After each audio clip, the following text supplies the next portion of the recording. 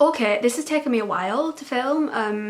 In fact, it's taken me so long that A, the Queen of England's died, and B, another episode of the Sandman has come out since I filmed the last video where I said I was going to do this one. Another episode came out. Dream of a Thousand Cats in Calliope dropped on Netflix. Was it 2 weeks after the launch? I don't remember anymore, it's been that long. But I felt it fair because I've talked about the rest of the episodes. I'm going to really quickly give a review of Dream of a Thousand Cats, Calliope. Loved it. Brilliant. One of my favourite episodes. Adored it. I'll talk about it more in this video. But I just felt it fair to say something on it, you know? I thought I was leaving it out otherwise. Hello, you may notice a little difference going on in my background. Did you look at this? I've got an actual like nice background now, and I'm not going to go through it properly. Don't look at it. Do look at it, but don't look at it too much because I'm going to do a video. I'm going to do a shelf tour. I thought that would be cool. Oh, but I'm holding an iron brew. This is for Letty, by the way. Letty, if you're watching. This one's for you. But yeah, I've got a snazzy background for this video, and this video is all about the acting performances in the Sandman. The video I said I was going to do about a month ago. Woo! For those who don't know, I am an actor at the very start of my career, and TV has always been like my main inspiration for acting. My degree is in theatre, but TV's kind of always been there and always been accessible when theatre like hasn't necessarily been there. Watching the Sandman, I was so inspired by like basically everyone's performance in it, the craft of these actors and the passion that clearly was going into it. And because I did like a general review video, if you haven't seen, it was about 45 minutes long, and I avoided talking about acting on it because otherwise it would have been about an hour and a half. So I've got this one that's specifically for acting, and it will hopefully be shorter. Trying my best to be concise. I've got like 3 points for every actor that I want to talk about. I'll try and keep it as quick as possible. Rather than this being like a review video where I kind of, if I'd said something like I thought something was good or bad, like this isn't that. This is me saying which performances like personally resonated with me and which ones I really admired and I honed in on. There's something about all of these actors that I'm going to mention that was truly magical in the Sandman. And I think Neil Gaiman said there was, since I did that last video, there was a watch party that Mark Hamill hosted. Mark Hamill talked with his mic off, and Neil Gaiman was there and he said a few things. And I think he said that there were like, oh no, I think this was on a different, I think there was also a Twitter Spaces Q&A, I think that was on this. He said there was about 300 speaking parts, and I could talk about basically everyone. Like, such strong performances across the board, but I've chosen these, I think it's 12, 13, 15, it's around there. It's going to be quite like a sunshine and rainbows video for me, and I am Miss Cynical, so miracles do happen, I guess. This is basically just going to be me going like, oh my gosh, yes, over these performances. If you don't want to watch positivity, go somewhere else. It's not the place for you. I have just noticed how wet my hair actually is. I've just been outside to get that iron brew. And my hair's soggy. Sorry, didn't realise that. Also, I was looking in the viewfinder. However, what I'm going to do here is I've split these actors that I want to talk about into categories. So we've got the Endless, you can guess who's going to be in there, the Villains, and the Nice Guys. There's about 3, 4, 5 for each one. I don't bloody know, I can't count. And I've got 3 points for each of them that I want to kind of say, like, that was the thing that I was I was admiring so much. I'll try and add clips in where I can if I'm talking about a specific moment. However, I don't want to get this video blasted right off YouTube, so I'll be, what's the word? Conservative with them. We're going to begin with the big boys, as in the main characters, and we're going to start with the biggest big boy, Tom Sturridge as Dream. Now, he is obviously in so much of this series that I could sit here and talk about loads and loads, but here's the iPad, here's what I'm going to talk about. His eyes, number one. Very odd way to frame that. Basically in episode 1, Tom Sturridge had very few lines. Very few lines. He didn't have any when he was in the glass, apart from voiceover. And every bit of acting that he did was like just through a lot of the time his upper body, because obviously he had no clothes on. They couldn't really show the full thing, but I'm specifically talking about his eyes. Now, 2 moments that come to mind are when Jessamy was flying. Oh, this video will have spoilers in it, by the way. Sorry, forgot to mention that, but spoiler. Okay. specifically when Jessamy was flying overhead, and he kind of had this like, this look in his eyes. I'm not going to try and do that. And then after Jessamy was shot, his eyes changed very differently, and just literally through his eyes, he told the entire story. I'm going to talk about eyes a few other times, I think, in this video, because they're really important in screen acting, and the Sandman's really interesting about how eye acting is used. I just think it's really interesting, and for the few lines that he had, like Tom Sturridge's performance in episode 1 was ridiculous. His vocal acting through the full series was just like, it's stupid to think about how, because if you hear me talking now, I've got a bit of a sore throat. I've barely spoken to anyone this last week. I mean, I have, but like not really, not compared to if you're doing take after take after take. And he's keeping his voice in his chest, slightly into his throat, like he's got this kind of like growl thing going on. It is fresh off those speech bubbles. Are they called speech? Right, I've got this written later. I've got this written down later as well. Are they called speech bubbles? Text? I don't know what to call them. The speech text from the comics. Anyway, yeah, it's like he just ripped it right off the page. The amount of power and control and knowledge about vocal health and your own voice to be able to sustain a voice like that for us, how long did he say he was filming? Was it like half a year? Like, obviously not consecutively, but because of the pandemic, to be able to go back into that voice again, ridiculous. Super admirable. I've got a fucking sore throat from doing nothing, and he was there talking in his dulcet tones for the full thing.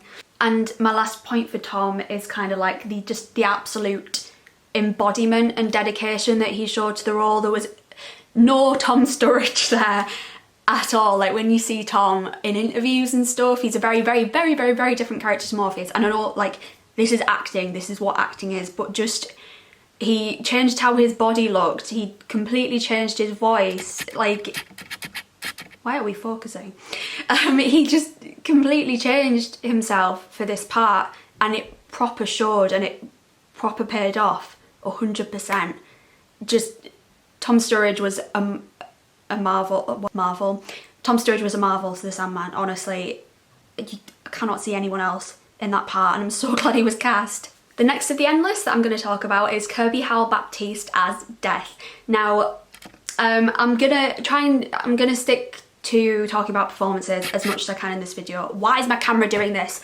I'm gonna stick to talking about performances strictly, but like, it's hard to ignore the shit that some of these actors, specifically the non-white actors, and the non-cisgender, so like Mason, Kirby, Vanessa, what are you doing? Sorry, I've just got angry at my camera. You know, the shit that these actors were getting before any episode of this show had aired, and then all of a sudden the show aired and Kirby has just been praised infinitely, and it's so deserved. She is, well, I feel like every time I've spoken about Kirby I get proper emotional because she's just perfect. She's genuinely perfect, and to see the haters, the racists being put down. Anyway, specifically about Kirby's performance, the chemistry is my first thing that I've got written down. Chemistry that she had with everyone. With Tom, with every person she met. I think that's, I'm going to say it a few times this video, that can't be taught. And Kirby's warmth and chemistry and connection that she had with the other actors, like, that can't be taught. It was just perfect. So good. She's so good. I then have the question, how does she embody the death that everyone needs? This was really interesting because I kind of hadn't really picked up on this massively until Neil Gaiman mentioned it, and he kind of said like the death that we see is Franklin's death, and kind of like the difference in the way that she speaks to Franklin, who is the boy with the football, and the difference in the way that she is with the baby, and the way that she is with the woman in the hospice, and the way that she is with Harry.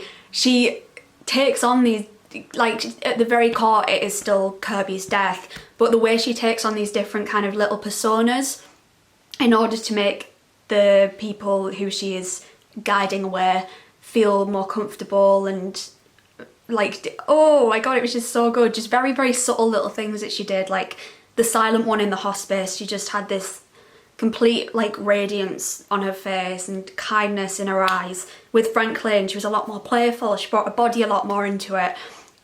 Just phenomenal choices for each person that she met. And finally, written down, I've got the line. So they've talked about this a few times now, in that the audition extract for Death was the "You are the most pathetic excuse for an anthropomorphic personification." I don't know the line, I can't remember it. You are utterly the stupidest, most self-centered, pathetic excuse for an anthropomorphic personification on this or any other plane. But that was the audition extract, and I think Neil Gaiman said that everyone, apart from Kirby, just couldn't say it, like naturally to save their life. And Neil Gaiman did say it's a shit line or something very similar, but getting that line out the way that she said it, it was so natural. I don't want to compare the Audible cast at all, because it is a completely different medium. You have to do completely different things, but the difference between the way that Kat Dennings' Death says it on the audio, so that you can kind of imagine the whole scene going on, rather than the way that Kirby like brought it well down to this very human level, despite her character vocally, before like bringing it back up when she was like, "You can come with me if you want, don't do me any favours." But she didn't yell it, she didn't shout it, she didn't go wild with it. It was just very, "You are my brother, you are being an ass," and you completely got that. Just perfection all round. Okay, the next of the endless that I'm going to talk about is Mason Alexander Park as Desire. Oh, I know. Before I even saw any clip from the show, I was super excited for Mason. If you go back and watch any of my Sandman videos, you'll hear how excited I was for Mason. But sorry, this wet hair is really doing my head in. But with Mason, there is a presence that you can't be taught. Did I say that about Tom? Like, they just had this thing every time they were on screen where they're just captivating to watch. And it's... oh, someone started doing DIY next door. They just had this presence where they are captivating to watch, and you cannot teach that. They were just made for this part. Absolutely made for this part. The casting was so good. Lucinda Syson, who was the casting director, did such a good job. As I said with Tom as well, there was an absolute embodiment of desire. A moment that I'm specifically thinking of, hopefully I can put it in now, is the moment where Dream says that he's coming through to the threshold, and Desire's like, "Oh really?" And then like flips himself back onto the seat with their legs up. Just everything they did with their body and their voice too, they were Desire. I saw there were a lot of memes going around about like, wow, really good that they managed to get Desire to play Desire in the SANDMAN. And it's true, they really just, everything that you could imagine from the page, they were Desire. My last point for Mason is, it's a really important one, and it's about playfulness. And playfulness cannot be ignored in acting, and it should not be ignored in acting, especially if we think about TV. So these actors are doing take after take after take of the same thing, with things that are slightly different each time, and they've got to remember continuity. Did you pick up a glass at one point in the background of a shot? Did you do this? You've got to remember that you did that. You've got to have all these cogs whirring. What's the line? What's the next line? Oh, we changed this line from the first script. Do you remember that? There's a lot going on in your head, and it's easy to kind of go, right, we'll get the job done. But one thing that Mason did expertly is you can tell how much fucking fun they were having with this role. And this isn't a case of them like messing about and not getting the job done. This is them playing within the boundaries of the character that they got given, and clearly having a blast with it, you know, playing within the boundaries of the text and the set that they suddenly had around them. Because I know some of the threshold was green screen, some of it wasn't. You're just using their imagination to embody the character. Like I said, like so much of their embodiment is down to the playfulness that they brought to the role, and it was superb. The final endless that we saw in this series was Donna Preston's Despair. Now, Despair was only in one scene, so I've got a little bit less to say here, but super important. You can, if you don't know if you can see the painting in the background of Despair. I know I said not to look at it, but there you go. I just thought she was fucking phenomenal. Like, I really, really, really love Despair. One of my favourite endless. If you haven't read the comics and you're like, why. Brief lives. Brief lives is all I'm gonna say. But Donna's complete juxtaposition with Mason brought those characters to life. Now, what I mean by this is kind of vocally, I'll talk a bit more later in the video about like heightened performances versus human performances, but Donna's despair wasn't human. It was just not as heightened as desire. So also, if I keep saying desire and despair the wrong way around, I'm so sorry. My brain can't like comprehend the two as different words for some reason. If I fuck it up, I'll write a subtitle up here. But Mason, very kind of not growly like Dream. Again, bassy, throaty voice, sexy voice essentially. And Donna kind of had this monotonous, oh my god, this camera. Donna kind of had this, I just put my camera. Donna kind of had this monotonous northern drawl going on, obviously not like that, and not monotonous in a bad way, because Mason's voice was so having the flatness to contrast it was perfect. While they were vocally steering away from what Mason was doing, Donna maintained this sense of deviousness that these twins have. Now, the whole thing about despair and desire is that they play these little games with their older siblings, and they occasionally involve delirium in them. And the older siblings are like, especially Dream's like, I'm not doing this. And the pair of them have to have this sense of deviousness about them, and they completely did. Like Donna, especially when she put the hook into her face, she was not flat with it. Like, while I say her voice was monotonous, this wasn't her being like, yeah, brilliant, great, what are we gonna do? Oh, let's have fun. It wasn't that. She managed to put these inflections into her voice that were so subtle and so perfect for the character. Again, I'm gonna talk about eyes. Here's an eye mention counter maybe, but specifically, I'm gonna have to play this the bit with the mention of the prodigal sibling. Real news. The prodigal has returned. What? Oh, him. No, he's still missing. I speak of Dream. What she did with her eyes there was she used them, like I said, with screen acting, like with how important your eyes can be. I will talk about how they can't be later. But she brought this hope that we don't get until Brief Lives, I don't think, into this character at that point. And that the choice to do that without being like, oh my god, is he back? Like, it's so subtle and beautiful, and it will pay off later when we get to Brief Lives. I'm not giving it an if with the renewal anymore. When we get to Brief Lives, that will pay off so significantly, and I can't wait. I'm gonna try and speed it up a bit now. I always do this. I'm like, I really want to talk forever, and then I'm like, no one's gonna want to watch a 40-minute video again. But we're gonna speed it up. And again, I'm sorry about my camera making a hullabaloo. I don't know why it's doing it. I think it's because it's quite dark outside, but we get on with it. I'm now going to talk about the villains. I don't know how people will define this. I'm just defining them as villains for the sake of categorising them for timestamps, basically. But we're going to start with David Thewlis's John Dee. This man was just ridiculous. Like, he deserves award after award after award for this. He was fucking brilliant. There were changes from John Dee's character in the comics, like slight ones but important ones, and the thing that David Thewlis managed to do was immediately bring clarity to these changes. Every time he was on the screen, I felt so on edge with him, which for John Dee is perfect. Like, this is exactly what you need. And I can't pin down like everything specifically with him, but I'm gonna try and explain this the best I can.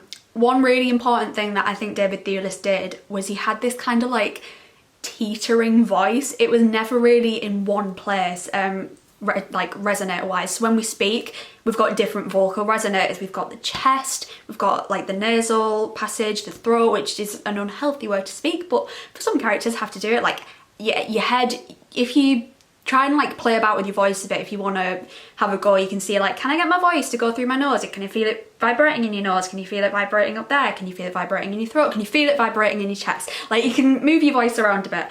David Thewlis's voice was never in one or the other. I don't want to do an impression of him, but I'm wondering if this is the only way I'm going to be able to show it. Here's a clip of what I mean. Wasn't a very good person, I'm afraid. That's an awful thing to say, isn't it? Even if it's true.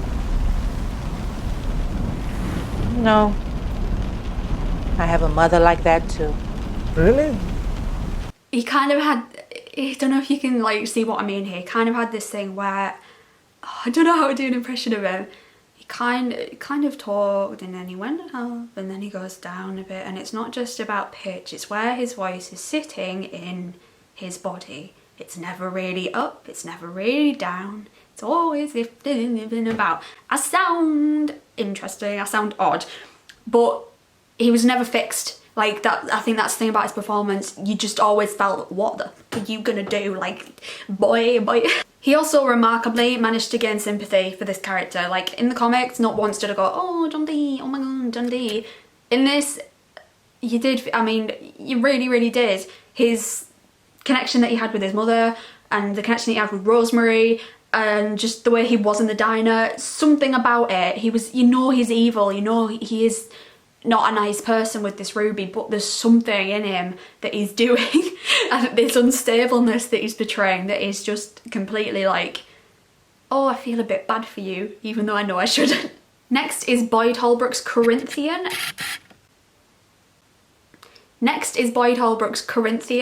And again, like I did with Mason and Tom, I've just written this charming man. Morrissey, eat your heart out. The same as with Mason and Tom. He's just got the presence. Like, this is down, the casting director Lucinda Sison, this is down to her and her ability to find these people, to bring them to Neil and to Alan and say, look, they are this character. Boyd really did have that. Again, like for John Dee, the Corinthian had some story changes, and Boyd came into that episode and grasped those story changes by the balls. Boyd knew what he had to do. Episode 1, you've got this cocky little nightmare who's like, oh, in front of the car, and Dream shows up. All of a sudden he's begging for his life, and then as soon as Dream's gone, he's like, good morning, Magus. Good morning, Magus. Walking into the house. That was one of my favourite clips. He's just, like, his performance there is great, and his walk particularly, I think, really adds to this. He's got this complete strut that just, everything about how Boyd walked, as the Corinthian said, I'm the shit. I think I'm the shit. You should all think I'm the shit as well. Walks are really, like, important for characters, like, really important. And if you, like, watch an episode of the Sandman, watch how everyone walks and see how much that adds to, like, how you perceive their character. We're going to talk about eyes really quickly again. Acting without your eyes on the screen is something that you shouldn't underestimate.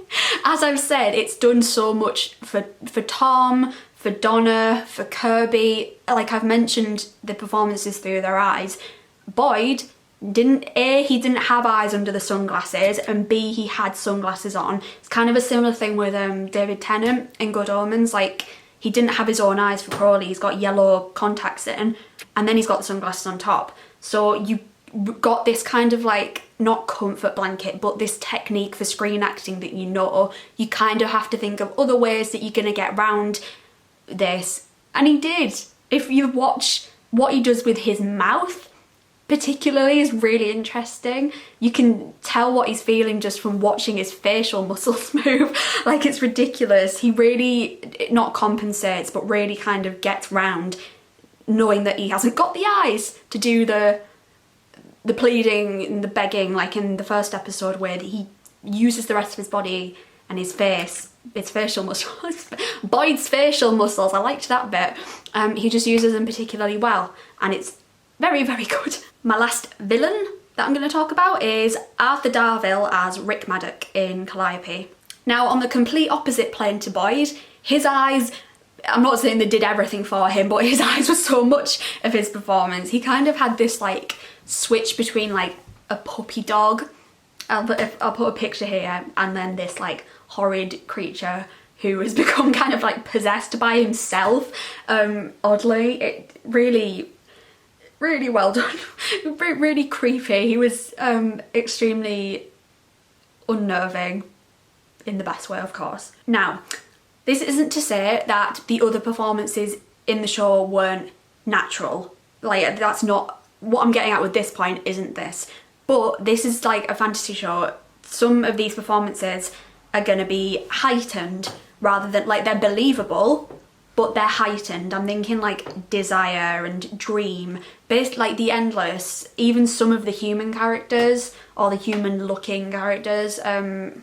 You've got like Gilbert, like I know Gilbert's a dream, but he is presenting himself as a human and his performance is heightened. And what Rick Maddock, what Arthur Darvill has is his real grounded humanness. Hopefully I can add a bit in here that I'm really thinking of, but it's when Morpheus is in his house. What the who the fuck are you? Get out of my house. Be quiet. The way that Arthur Darvill delivers that bit of text is so good. Like, he doesn't go, because I think the lines that he's got is, what the fuck, get out of my house. He doesn't go like, what the fuck, get out of my house. He doesn't do that, does he? Despite Dream doing the be quiet in response. Be quiet. Like, that's a heightened performance. It's believable. It is what the character would do, but it isn't him going, be quiet. It's not that. Be quiet. But the way that he delivered lines like that just really grounded him and made him, I think the more human he made him, the more scary he was. Whoa! The last thing for Rick Maddock is, I don't know if this is the right word to use, I'm gonna have to use it, but playing madness is a fine line to walk, and this will be something that will come up when they have a delirium as well, I think. You can't kind of, if you're playing, I'm thinking, by the way, I'm talking about the bit where he's writing on the wall with his fingers, or like from when Morpheus appears in the lecture onwards. He had to maintain this level of like madness going on in his brain, but not oversell it. And that lie is so difficult to walk, because if you go ham with it, you've fucked it. If you go too under, it's like, oh, it's not that bad. And he really, again, his eyes, everything is down to the eyes with this man. He looked, again, possessed by himself. I think that was the really unnerving thing about Rick Maddock, was it was him. It was all him, like he did it all to himself. It was never anyone else's fault. And Arthur Darvill did a brilliant job of showing that, like, individuality, I guess, and scariness, I guess, as well. The final group of characters that I've got to talk about are the nice guys. I'm just kind of categorising that because I didn't really know what else to put them as. But the first character that I'm going to talk about is Sarah Niles as Rosemary. For those who maybe like who are like, who was Rosemary? Rosemary was in A Hope in Hell in the car with John Dee, and was the one who took him to get the ruby, essentially. Now, I believe that Sarah Niles is in Ted Lasso, so some people may have been familiar with her before. I haven't seen Ted Lasso, so I didn't know who she was as an actor. I then went on her IMDb to look at what else she'd been in for this video, and when I saw she wasn't American, I was in shock. Her accent was absolutely flawless. If we put a clip of it in here. We were married 10 years before I found out he had another wife and another kid in another town. Oh my goodness. Yeah. I think lying is maybe the worst thing you can do to another person. I'm living proof of that. I feel like there weren't many people in the show who weren't doing their natural accent, or at least an accent similar to their natural accent, and she was one of the ones who wasn't. I could have sworn she was American.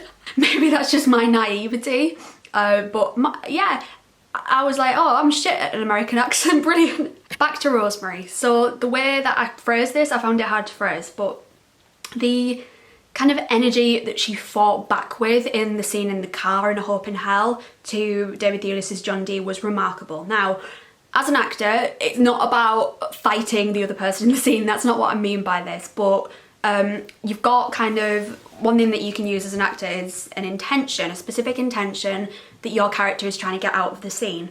So if think about that scene in A Hope in Hell, Rosemary's intention begins as, I want to help this man, or I am helping this man.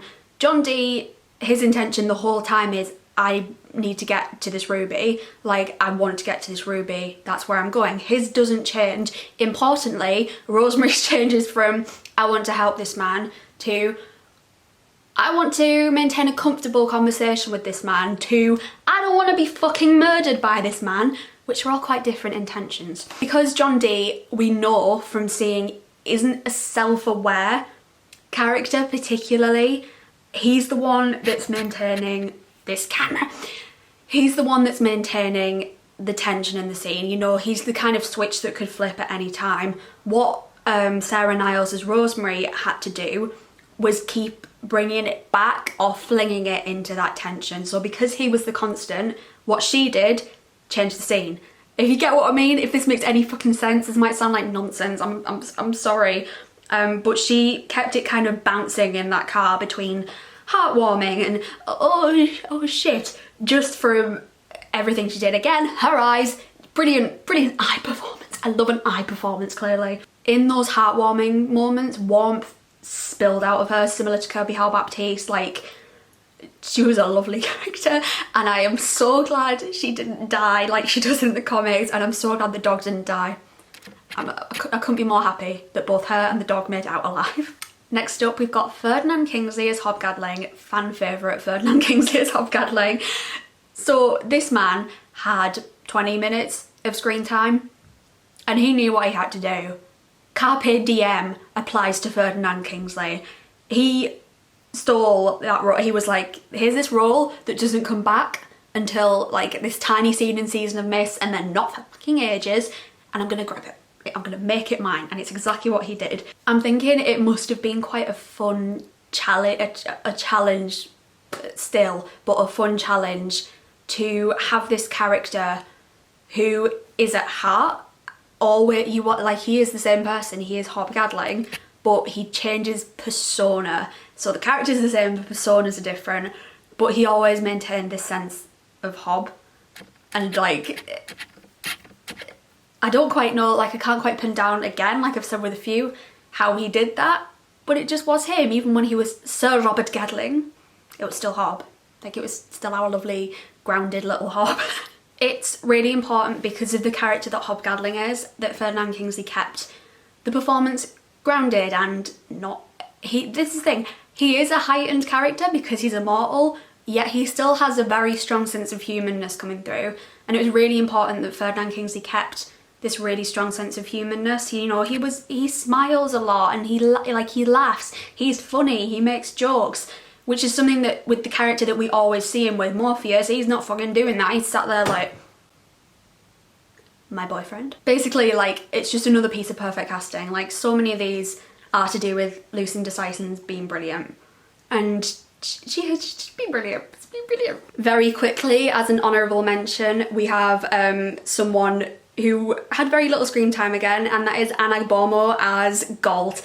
Oh my god, right, Galt was such a good addition. I think I talked about her in the other video, but just the beautiful, like, adding Galt in was a fucking masterstroke. I think I've said this before as well. It was such a good idea. The way that she portrayed this, like, want to be liked, and this want to be not scary, and just this want to be nice, it was heartbreaking. And if you see her costume from behind the scenes, she was basically in like a green screen suit for the full thing as well, like a skin tight green screen suit, green grass, blue sky. I just, like, there's not a lot to talk about, like, in terms of acting with her, just because she wasn't in that much,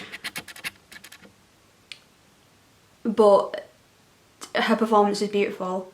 It's absolutely beautiful. Made me cry, made me sob.